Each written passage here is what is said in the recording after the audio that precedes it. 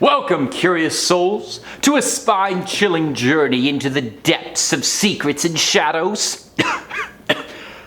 Sorry, I had a frog in my throat. I'm Taylor, the casual crypt keeper, and I've got something for you. Today we're uncovering the forbidden tales that the church attempted to conceal from the world, but they couldn't conceal them from me, a guy with Google. Brace yourselves as we present the top 5 terrifying priest confessions the church tried to hide. You're gonna be shocked, unspeakable acts, and the haunting whispers that echo through the hollowed halls. This one's definitely not for the faint of heart, so, heads up. Gather your courage and join us as we peel back the veil of darkness lurking within. Let's see if I get excommunicated for heresy at the end of this one. Number 5, Hans Schmidt. I think all of us, we want to be remembered for something amazing someday, right? That's only human.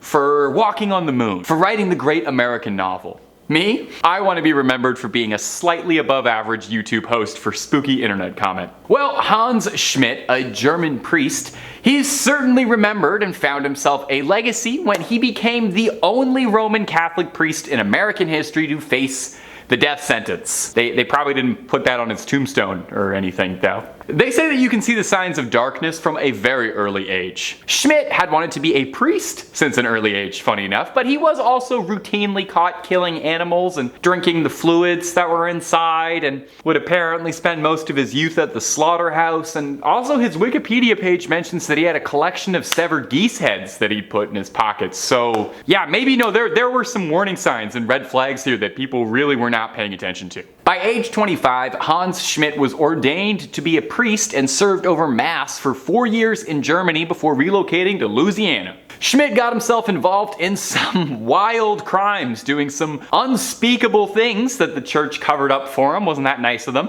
And they once again found him on the move, and he was sent to Manhattan at St. Boniface Church. Here, Schmidt would meet with the love of his life, Anna Muller.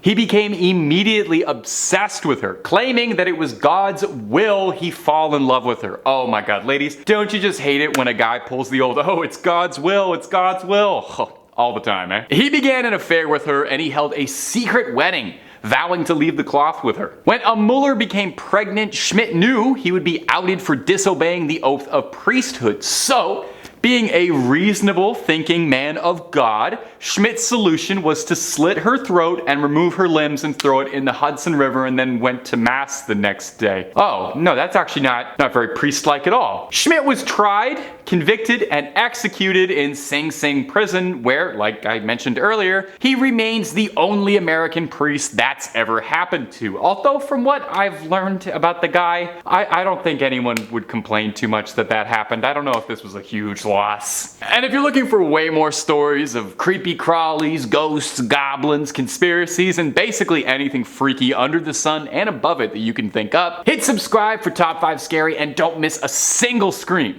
Make sure you hit that little bell, but do it at the end of this video if you wouldn't mind. Number 4, Gerald Robinson. Hey, a little hypothetical question. If you're a priest, how much Satanism are you allowed to dabble in? Probably not much, right? They probably would prefer that be like as zero as possible. Gerald Robinson was a Catholic priest, but was living a double life, practicing satanic rituals in secret with horrifying consequence. In the 1980s, Robinson was the chaplain at Mercy Hospital in Toledo, where he ministered over the terminally ill. The caretaker of the chapel there was a nun named Sister Margaret Ann Powell, a kindly old woman. Shockingly and horrifyingly, Paul was killed after being stabbed 31 times, with 9 times in a deliberate shape of an inverted cross, and a smear across her forehead symbolizing a mockery of last rites. Police suspected someone was trying to humiliate Paul in death. Father Robinson was questioned, but not charged. A clergyman took Father Robinson out of his questioning, and the case would freeze for nearly 30 years. Reports on the case would disappear, and police believed there was a conspiracy of a cover-up. It wasn't until late in 2003 when police received a letter from a woman using the name Survivor Doe, claiming that she had suffered under the hands of Father Robinson, who had been assaulting women and practicing satanic rituals up to and including human sacrifice. With these new, lofty allegations, authorities reopened the case, and upon searching Robinson's apartment, discovered a sword-shaped letter opener that fit the wound in the nun's body like a key to a lock, according to prosecutors. What a charming turn of a phrase for a horrible thing. In 2006, Robinson was charged, and hopefully, Sister Paul was able to find some peace in the afterlife after such a mortifying ordeal. Number 3, Father Daniel Petre Corogeanu. When you take the cloth, you get called on for all sorts of things: marriages, funeral rites, confessions, and in the extreme cases, exorcisms, where you're the last line of spiritual defense against a demonic spirit that has taken host of someone else's body. Of course, exorcisms don't always go the way that you would hope. You know, sometimes a little pea soup gets fired across the room. Sometimes the person you're exorcising accidentally dies from your neglect. You know, anything can happen, really. Father Daniel Petre Corogeanu believed that a member of his flock, a nun in the convent, one Sister Marcia Corici, became the unwilling host to a demon that had moved in and paid first and last for rent inside her soul. Now, she was experiencing classical symptoms of schizophrenia, but Corogeanu believed it to be demonic possession. Sister Corici was bound at her ankles and wrists and given holy water to drink, which she threw up. I don't really blame her. I bet it probably tastes weird. Rather brutally, after this, Sister Corici was bound to a cross and was gagged with a wet cloth soaked in holy water, which we already know she doesn't like the taste of. From here, she was cruelly subjected to a round-the-clock exercising over the course of 3 days. I cannot even imagine how mentally and physically taxing that was. Now, she wasn't fed during this time, nor were any of her medical needs tended to. And I don't know how much you know about like medical stuff or the human body, but you need food to live. Sister Corici would unsurprisingly pass away from complications suffered during the exorcism, leaving this earth a free soul, if for nothing else. Now, Father Corogeanu would undergo investigation for his involvement in Cornici's death. He insisted that he was simply following God's plan and that he was trying to cure her the way God intended, and her death was an unfortunate accident and not his intention. Well, sure, you didn't kill her, but you did tie her to a cross and not feed her for 3 days, so you definitely helped. I don't know how to tell you. In the end, though, Sister Cornici's death was officially ruled to be caused by an overdose of adrenaline injections when she was taken into the hospital. Ah, okay, well that clears it up then. Total accident. Number 2, the wild and wacky life of Pope Benedict IX. Over the years, there have been many controversial popes. In fact, I would bet you can probably find more popes wrapped in controversy than not. While it's kind of pointless to compare sins on a sort of moral scale, it's hard to argue that few popes got up to even half as much chaos and trouble as Pope Benedict IX. So notorious, he once sold the position when he got bored of it. He was just done. He sold it. It said he began his pontification when he was a young man because his family wanted it. They just wanted it. They wanted him to be pope. Benedict loved the lifestyle and behaved the way Joffrey Baratheon would, spending his money on women of the night, hosting lecherous, wild, erotic parties with all manner of man, woman, and apparently animals as well. He really was not picky. It wasn't long before there were conspiracies being drawn up to assassinate the Pope, if you can believe that. Imagine that. There were guys sitting around a table being like, hey, we gotta do something about the Pope. I think we have to assassinate him. Possibly in a case of divine intervention, his enemies on a feast day snuck into St. Peter's Basilica, carrying rope ready to strangle Benedict, but a solar eclipse of the sun scared the assassins so badly they called the whole plan off. And fair. If I was planning to dispose of the Pope and then like 5 minutes beforehand I saw the sun get blackened out, I would assume God was gonna strike me down then and there. Failed coups notwithstanding, Pope Benedict's reputation did not improve much. He was attacked by an angry mob in 1045, forced to flee, and replaced by another pope, one Sylvester III. 2 months later, though, Benedict would return to reclaim the title. And then 2 months again, he decided that honestly he wasn't really vibing with this pope business anymore, what with the constant bombardment and attempts on his life, and sold it to his godfather for what amounted to nearly 30 million American dollars. Imagine buying the Pope.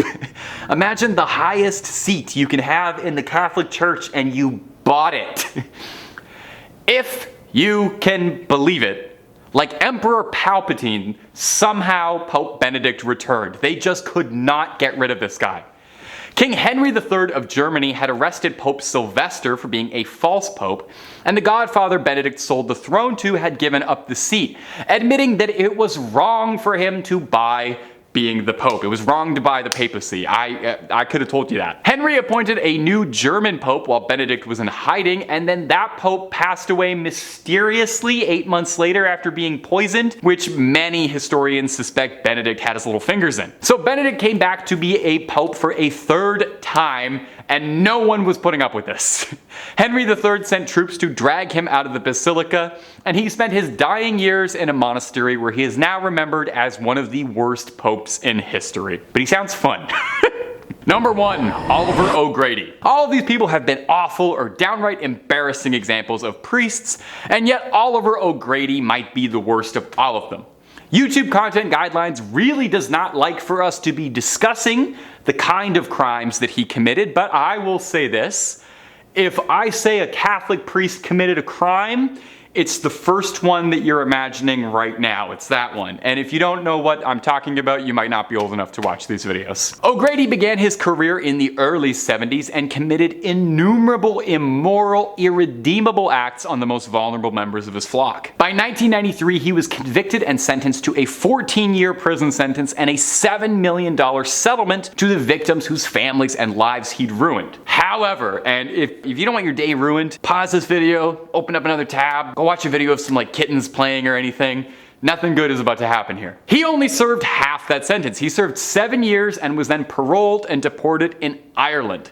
In 2005, a video deposition had O'Grady confessing to having had 25 victims. In 2006, a documentary made about Oliver O'Grady called Deliver Us from Evil focused on his crimes, but more importantly, how the Catholic Church pulled a nice big white rug over the horrific crimes he committed to protect their clergy. The documentary outlines how O'Grady preyed on his victims, how he committed his crimes, and how the church was very well aware of everything he was doing and swept it under the rug. In 2019, O'Grady was arrested again. Oh, I can't believe it. He seemed like such a good guy. This time for owning deeply illegal lewd content. O'Grady would find himself in jail again in 2020, sentenced to 22 months, which seems kind of like a slap on the wrist given the history, but what do I know? Generally, I think if they make documentaries about the crimes that you've committed, that should impact the sentence slightly. But again, I'm not a lawyer. I'm just a YouTube host, and I'm just Tay. And that's about all she wrote for this one, my ghouls and goblins. You keep on creeping on now, and I'll see you in the next one, okay? Take it easy.